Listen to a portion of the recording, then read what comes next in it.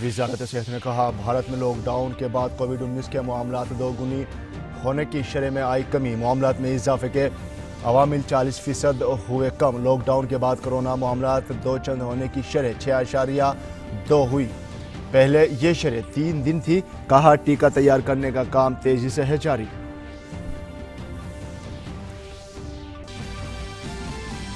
Reserve bank of India के governor शक्तिदास Kant ने कहा कि माली साल 2021 और 22 में तरक्की की शरह में बड़े बदलाव की उम्मीद की। तरक्की की शरह रह सकती है 7.4%।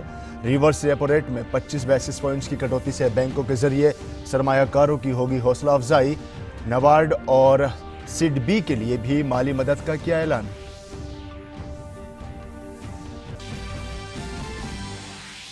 वज़ीर आज़म ने RBI की जानिब से लिक्विडिटी बढ़ाने और मैशियत के सुधार में रकम की फराहमी को बेहतर बनाने के लिए उठाए गए इक़दामात की तारीफ़ की। इन इक़दामात से छोटी सनतों, किसानों और गरीबों को होगा फ़ायदा। मरकज़ी वज़ीर अमित शाह ने कहा कि इससे मुआशी इस्तेहकाम और वज़ीर आज़म के विज़न को मिलेगा फ़रोग़।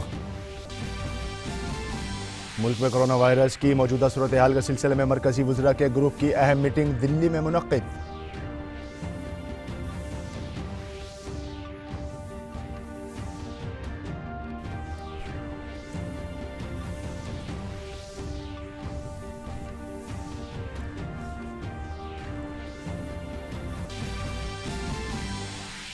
भारत में तकरीबन 11,000 तक पहुंची कोरोना वायरस के मुतासरीन की तादाद। 437 लोग हुए हलाक, 1700 से ज्यादा लोग हुए सेहतियाब। महाराष्ट्र में सूरत हाल खराब, लेकिन केरल में हालात में हुई बेहतरी।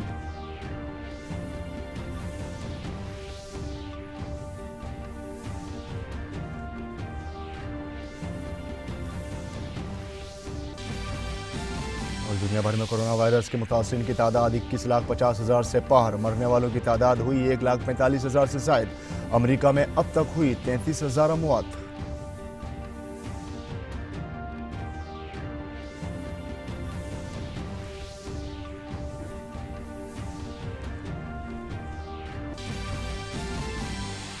कोरोना बहरान के वक्त भी दहशतगर्दाना हमले पर भारत ने पाकिस्तान को बनाया तनकीद का निशाना।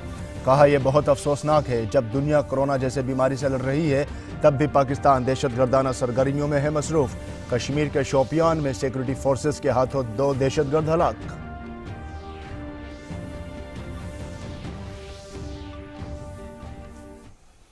आदाब नाज़रीन, खबरनामे में आपका खैर मकदम है। मैं हूँ आपके साथ फ़हीम अहमद। और वज़ारत सेहत के तर्जुमान लव अग्रवाल ने कहा है कि भारत में लॉकडाउन के बाद कोविड-19 के मामलात दोगुनी होने की शरह में कमी आई है। कोरोना वायरस मामलात में इजाफे के अवामिल 40% कम हुए हैं।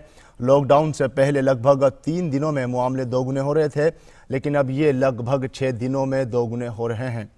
19 रियासतों और मरकज़ी ज़ेर इंतज़ाम इलाकों में कोरोना के मामले दोगुने होने की शरह कौमी सतह पर कम दर्ज की गई है। कि लॉकडाउन से पहले अगर हमारे देश का डबलिंग रेट ऑफ केसेस लगभग 3 दिन था, तो पिछले 7 दिनों को अगर डेटा देखते तो हमारा डबलिंग रेट अब 6.2 डेज है। और मैं आप लोगों की दृष्टि में लाना चाहूँगा कि 19 स्टेट्स ऐसे हैं, 19 स्टेट्स और यूनियन टेरिटरीज ऐसे हैं जहाँ पर कि डबलिंग रेट देश के एवरेज से भी कम है। मैं आप लोगों की दृष्टि में लाना चाहूँगा कि ये doubling rate is a product of how we are trying to manage the situation at field level. ये एक ऑनगोइंग प्रोसेस है और इस डबलिंग रेट को और कम करने के लिए और बेहतर करने के लिए हमें अपनी विजिल को उसी हिसाब से, उसी इंटेंसिटी से करना पड़ेगा। साथ ही वज़ारत सेहत के तर्जुमान ने बताया कि ग्रोथ रेट में भी जो है 40% की कमी दर्ज की गई है। ग्रोथ फैक्टर कैलकुलेट किया जाता है कि जो नए केसेस आए हैं उनको उससे पहले वाले दिन कितने केसेस आए थे उसके प्रोपोर्शन में कैलकुलेट किया जाता है। तो अगर हम इस डेटा को भी देखें तो पाते हैं कि अगर हम 1 अप्रैल से 1.2 के एवरेज ग्रोथ फैक्टर को देख रहे हैं, जबकि इससे 2 हफ्ते पहले यही ग्रोथ फैक्टर 2.1 एवरेज था 15 मार्च से 31 मार्च तक। तो हम पाते हैं कि करीब 40% डिक्लाइन हुआ है ग्रोथ फैक्टर में। और ये डिक्लाइन भी तब हुआ है जब एक साथ हम लोग दूसरी तरफ से प्रयत्न करके नंबर ऑफ केसेस जहां पर सैंपल्स कलेक्ट हो रहे हैं, सारी और ILI के केसेस के भी सैंपल कलेक्ट हो रहे हैं, तो हम अपना नंबर ऑफ सैंपल्स देश में बढ़ाते आ रहे हैं। और भारत के महकमा डाक ने लॉकडाउन के दौरान शानदार काम किया है। भारतीय डाक ने मालवाहक उड़ानों एवं लाल मेल मोटर वैनों द्वारा आवश्यक वस्तुओं का वितरण किया है, जैसे दवाइयाँ, कोविड परीक्षण किट और मेडिकल इक्विपमेंट जैसे वेंटिलेटर्स। उन्होंने 100 टन से अधिक दवाई एवं मेडिकल इक्विपमेंट अस्पतालों एवं अन्य ग्राहकों तक पहुंचाया है। आधार आधारित भुगतान प्रणाली का प्रयोग करते हुए लगभग 2 लाख डाकिये और ग्रामीण डाक सेवक किसी भी बैंक से संबंधित राशि का भुगतान इंडिया पोस्ट पेमेंट बैंक्स के माध्यम से ग्राहकों को उनके द्वार पर सुनिश्चित करा रहे हैं। मरकजी हुकूमत ने सरकारी स्कीमों के ताल्लुक से किसी भी अफवाह और फेक न्यूज़ से बचने के लिए मोहतात रहने को कहा है। हुकूमत ने वाज़ेह किया है कि प्रधानमंत्री योजना 2020 के लिए खाता रजिस्टर कराने का एक पैगाम इन दिनों वायरल हो रहा है, जो पूरी तरह फर्जी है। ये अहम जानकारी MyGov ऐप मुश्तरक की गई, जिसमें वाज़ेह तौर पर कहा गया है कि इस तरह का कोई भी इश्तिहार हुकूमत की तरफ से जारी नहीं किया गया है। और हुकूमत ने काम की जगहों से मुताल्लिक रहनुमा हिदायत के बारे में बताते हुए एक तस्वीर मुश्तरक की है। इसमें काम की जगहों पर टेम्परेचर स्क्रीनिंग के नज़्म और सैनिटाइजर्स की दस्तियाबी, समाजी दूरी यकीनी बनाना, आरोग्य सेतु ऐप को इस्तेमाल में लाना, 5 साल से छोटे बच्चों के वालिदैन और 65 साल के ऊपर के बुजुर्गों को घर से ही काम करने की छूट देना, बड़े जलसों से बचने और शिफ्ट के दरमियान काम की जगहों को सैनिटाइज करने की हिदायत दी गई है। इसके साथ ही 20 अप्रैल के बाद कमर्शियल सर्विसेज में किस तरह की छूट दी जाएगी, इससे मुताल्लिक भी एक तस्वीर मुश्तरक की गई है। साथ ही 20 अप्रैल के बाद सरकारी जुमरे की कंपनियों के तरीक़ाकार के सिलसिले में भी रहनुमाया हिदायत दी गई हैं। उनमें ऑनलाइन तालीमी सरगर्मियाँ, मनरेगा काम, तेल और गैस से मुतालिक सरगर्मियाँ, डाक खिदमात, पानी, सफाई सुथराई, कचरे का बंदोबस्त, टेलीकॉम और इंटरनेट खिदमात से मुतालिक रहनुमा हिदायत शामिल हैं। और नाज़रीन, कोरोना बहरान के इस मुश्किल दौर में आज रिजर्व बैंक ने लोगों को बड़ा भरोसा दिलाया है। RBI के गवर्नर शक्तिकांत दास ने आज वीडियो कॉन्फ्रेंसिंग के जरिए मुल्क को जानकारी दी कि बैंकों में पैसों की कमी नहीं है और ना ही मुस्तकबिल में ऐसी किसी कमी का सामना करना पड़ेगा। हालांकि उन्होंने कहा कि इस वबा के असर से आलमी मईशत को $9 ट्रिलियन का नुकसान हो सकता है। ताहम उन्होंने कहा कि भारत की सूरत हाल इस मामले में दूसरे मुल्कों से बेहतर है और भारतीय मईशत इस बहरान के बाद भी 7% की शरह से आगे बढ़ेगी। On April 14, the IMF released its global growth projections, revealing that in 2020, global economy is expected to plunge into the worst recession since the Great Depression, far worse than what had happened during the global financial crisis. The IMF's economic counselor has named it the Great Lockdown, estimating the cumulative loss to global GDP over 2020 and 21 at around $9 trillion, which is greater than the economies of Japan and Germany combined.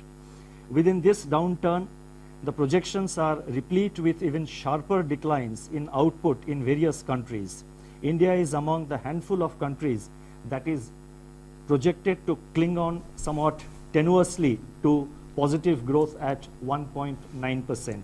In fact, this is the highest growth rate among the G20 economies as estimated by the IMF. India is expected to post a sharp turnaround and resume its pre-COVID, pre-slowdown trajectory by growing at 7.4% in 2021-22. और reserve bank के आज के ऐलान के बाद वज़ीर आज़म ने एक ट्वीट किया है, जिसमें उन्होंने लिखा, रिजर्व बैंक की जानिब से आज किए गए ऐलानात लिक्विडिटी में इजाफा करेंगे और कर्ज की दस्तयाबी में बेहतरी लाएंगे। ये इक़दाम हमारे छोटे कारोबारियों, MSME, किसानों और गरीबों की मदद करेंगे। ये WMA की हद बढ़ाकर सभी रियासतों की मदद भी करेंगे।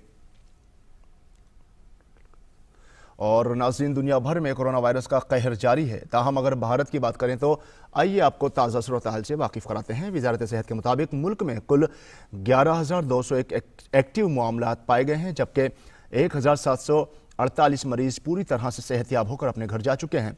जहां तक अमवात की बात करते हैं तो कोविड-19 के सबब भारत में अब तक 437 लोगों की मौत हो चुकी है।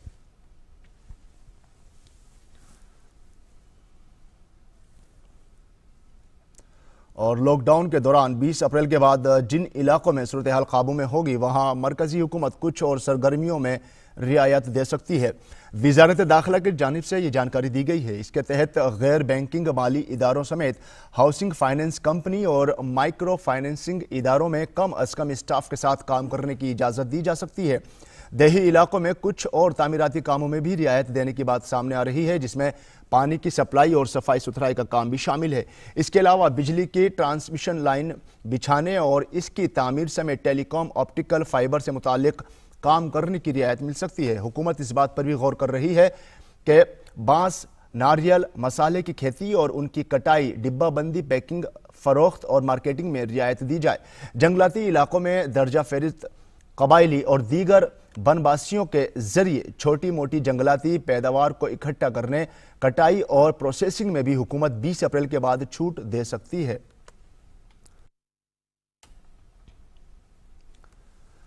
इसके अलावा काबीना सेक्रेटरी ने मुहाजिर मजदूरों के तहफ़्फ़ुज़, पनाह और ग़िज़ाई तहफ़्फ़ुज़ यकीनी बनाने के लिए वज़ारत दाखिला के ज़रिए जारी की गई तफसीली रहनुमा हिदायत के मौसर निफाज को यकीनी बनाने के लिए सभी रियासतों, मरकज़ के ज़ेर इंतज़ाम इलाकों को ख़त लिखा है।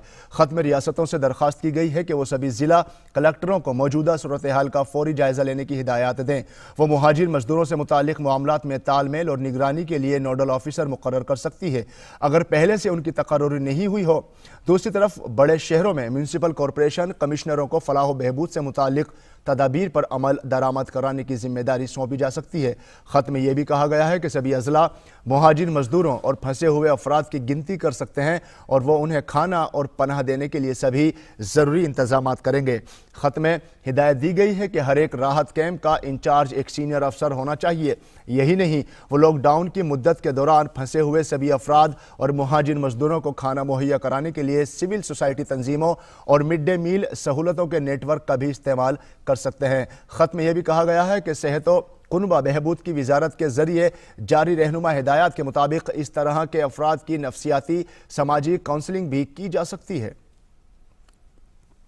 और वजारत दाखिला रोज़मर्रा की बुनियाद पर लॉकडाउन से मुतालिक रहनुमा हिदायत की खिलाफ वर्जी के वाक़यात की निगरानी कर रही है, जिसमें किसी जगह पर लोगों के जमा होने समेत दुकानों और इदारों को खोलने जैसे वाक़यात की निगरानी की जा रही है। सेहत मुलाजमीन के खिलाफ तशद्दुद के मामलात का भी पता लगाया जा रहा है। वजारत दाखिला ऐसी खिलाफ वर्जियों के लिए जिम्मेदार पाए गए लोगों के खिलाफ आफात बंदोबस्त कानून के तहत कार्रवाई करेगी। नाज़रीन, दिल्ली सरकार ने कोविड-19 के फैलाव को रोकने के लिए सील किए गए इलाकों की तादाद बढ़ाकर 60 कर दी है। सफदरजंग इनक्लेव में बी ब्लॉक, हौस करानी में मकान नंबर 50 और शाहीन बाग में ए ब्लॉक और शादरा में ईस्ट रामनगर सील किए गए इलाकों की फहरिस्त में शामिल हैं।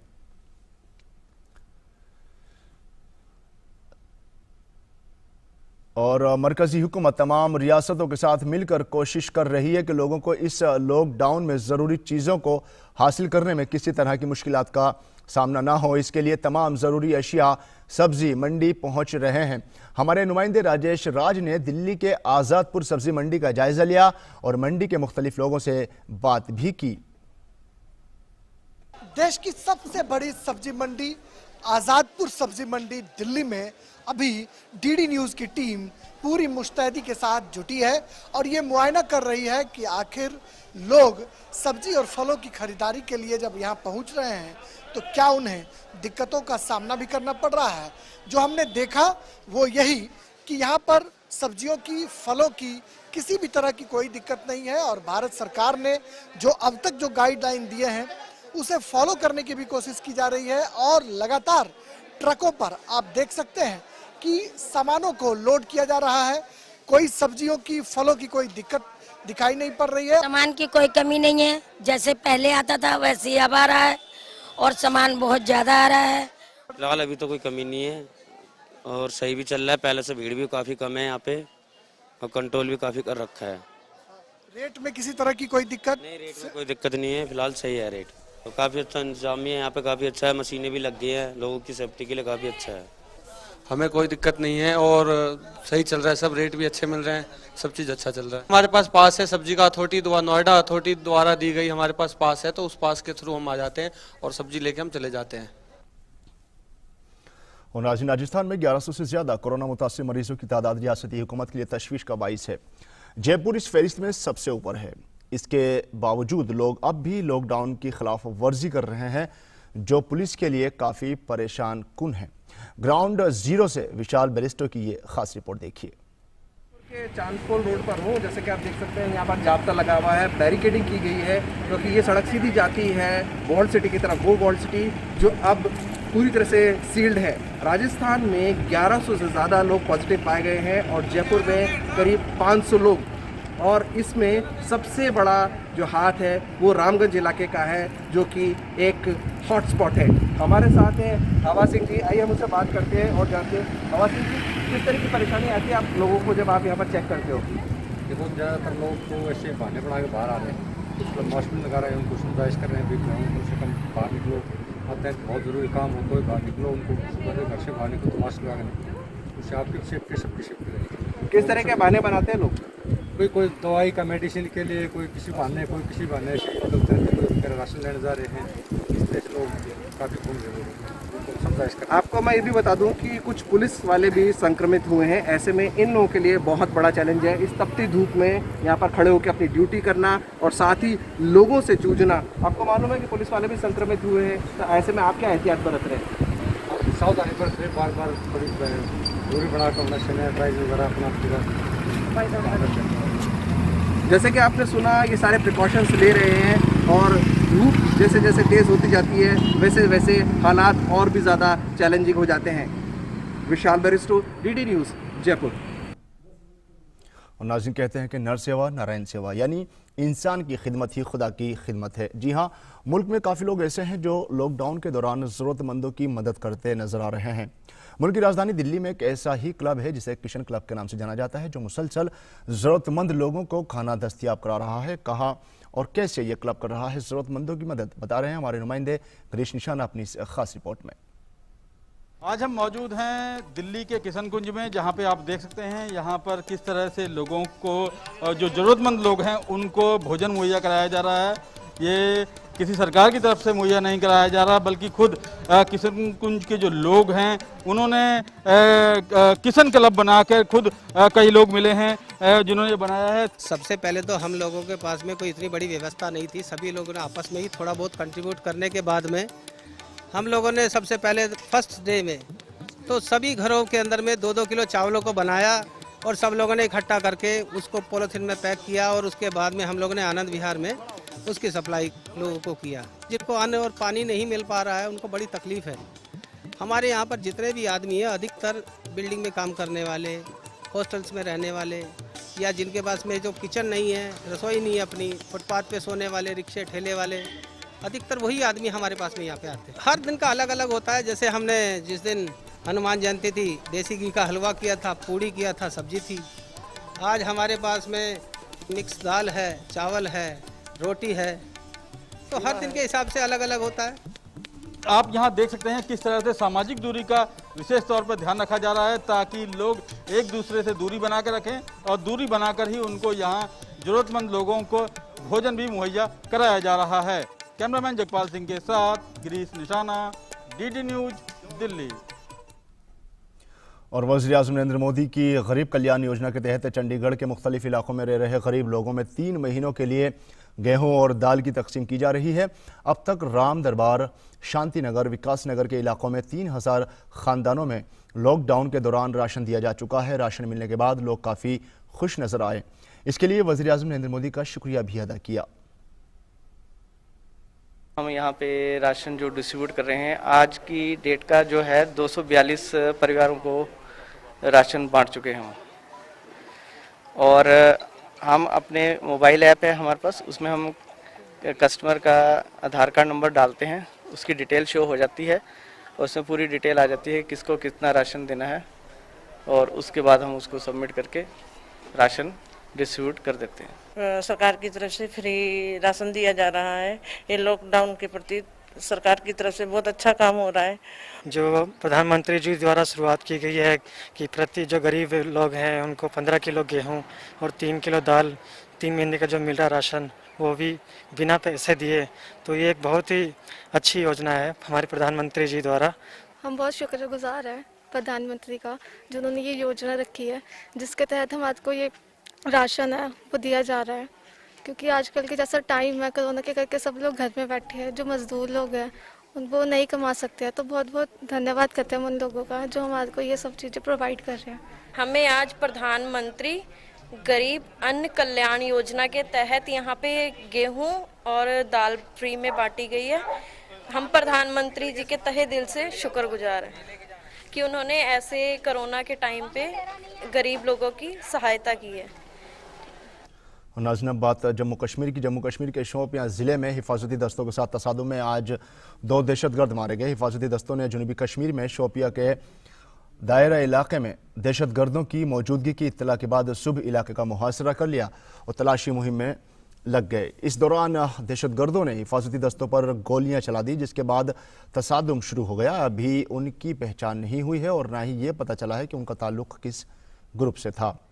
दीगर खबरों में पाकिस्तान की जानिब से मुसलसल जंगबंदी के खिलाफ वर्जी के पेश नज़र फौज के सरबराह जनरल नरवणे ने कहा कि ये बहुत अफसोसनाक है कि ऐसे वक्त में जब पूरी दुनिया और भारत कोरोना वायरस की वबा के खतरे से नबर्दाज़मा है, वहीं हमारा पड़ोसी मुसलसल हमारी मुश्किलों में इजाफा कर रहा है।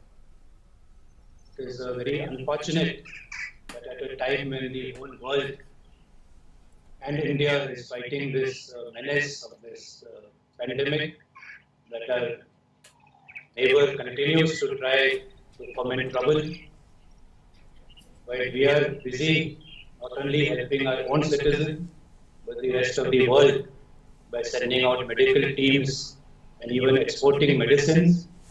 On the other hand, Pakistan is only exporting terror, which does not augur well, and the responsibility for maintaining peace, the onus is on Pakistan.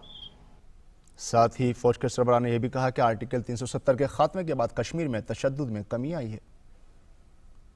Post abrogation of the Article 370, the violence levels have come down drastically, and I say this not only in a subjective manner but based on very objective figures that we have of various parameters of violence. Whether it is stone pelting, whether it is terrorist initiated incidents, all these have seen a drastic drop.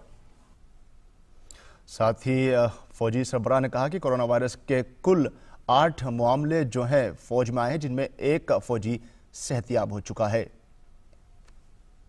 The first case that we had was there in Ladakh, UT. I'm happy to say that after his treatment and stay in the hospital, he's been tested thrice and he's totally now coronavirus free, and he's in fact rejoined duty. Based on this, we have been passing a number of instructions and advisories to all our commands to take suitable precautions and to preserve the integrity of our force, and we have been quite successful to that extent. And so far we have only had 8 positive cases, out of whom 2 are doctors and 1 are nursing assistant, but they are medical personnel, and 4 were responding well to treatment. और मुल्क में corona virus के मौजूदा सूरत हाल के सिलसिले में मरकजी वज़रा के ग्रुप की अहम मीटिंग दिल्ली के निर्माण भवन में हुई। मीटिंग में chief of defence staff general Vipin Rawat, वज़ीर सेहत डॉक्टर हर्षवर्धन, वज़ीर ख़ारजा एस जयशंकर समेत मुतअद्दिद दीगर वज़रा ने शिरकत की।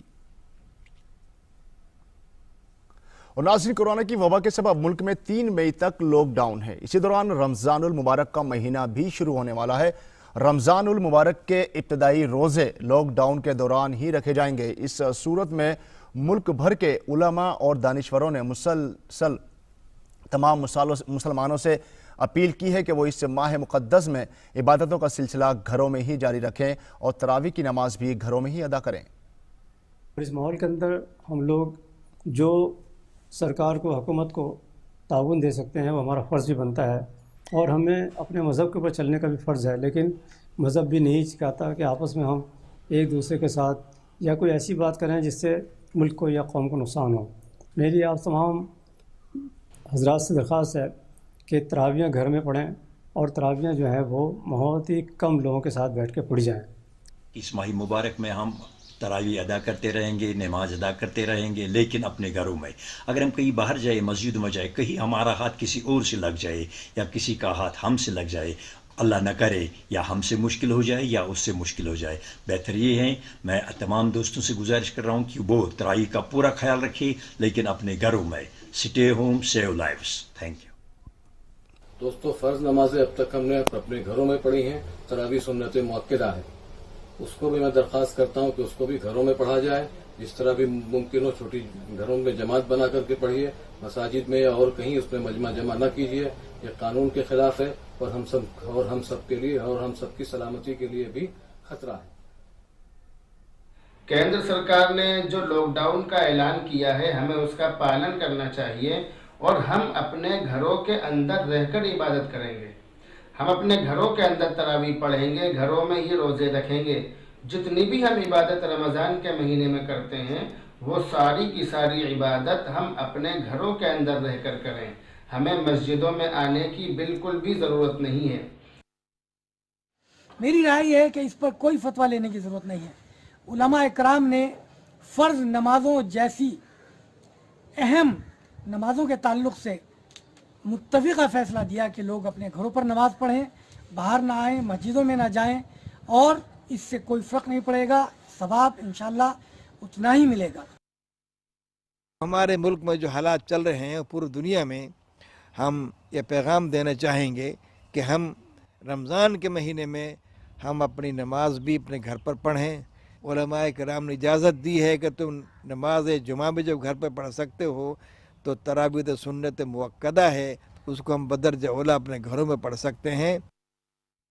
मुझे उम्मीद है कि भारत के मुसलमान लॉकडाउन का पूरी तरह से पालन करेंगे, क्योंकि ये हमारे लिए शरई उज़्र है। एक तरफ बीमारी का डर है, दूसरी तरफ हमारा कानून है। तो इन दोनों वजूहात से हमारे लिए ज़रूरी है कि रमज़ान में हम अपने घरों में रहें, रोज़े भी घरों में रखें, नमाजें भी घरों में पढ़ें और तरावी भी घरों में पढ़ें, सोशल डिस्टेंस का पूरा पाबंदी करें। और नाज़रीन, फिल्म अदाकार सलमान खान ने भी आवाम से अपील की है। आइए सुनते हैं क्या कहा उन्होंने। उन सबको थैंक यू कहना चाहूँगा मैं, जो कि अभी तक के काम कर रहे हैं, जैसे कि हेल्थ में काम कर रहे हैं और फिर पुलिस वाले हैं और बहुत सारे ऐसे लोग हैं जो कि have dedicated their time to corona. ये जो गवर्नमेंट है, ये आपके लिए और हमारे लिए, हम सब के लिए बोल रही है, तो इसको सीरियसली लो, अफवाहें मत फैलाओ। ये हमेशा से एक प्रॉब्लम है कि सबको ऐसा लगता है कि ये हमारे साथ नहीं होगा। ये कोरोना वायरस किसी को भी हो सकता है, बस में, ट्रेन में, मार्केट में, हर जगह।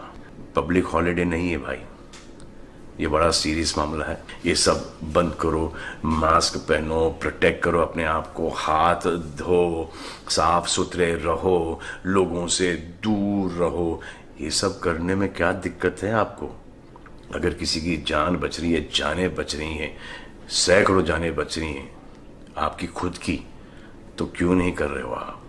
करो यार, ये जिंदगी का सवाल है। और नाज़रीन, उम्मीद करते हैं कि आप इन तमाम हजरात की अपील पर अमल ज़रूर करेंगे। और इसी के साथ हमारा ये बुलेटिन यहीं इख्तिताम पजीर होता है, लेकिन आपको बता दें हमारा अगला बुलेटिन जो है कल सुबह 9 बजे उर्दू बुलेटिन नश्र किया जाएगा। तब तक के लिए इजाज़त दें, आदाब।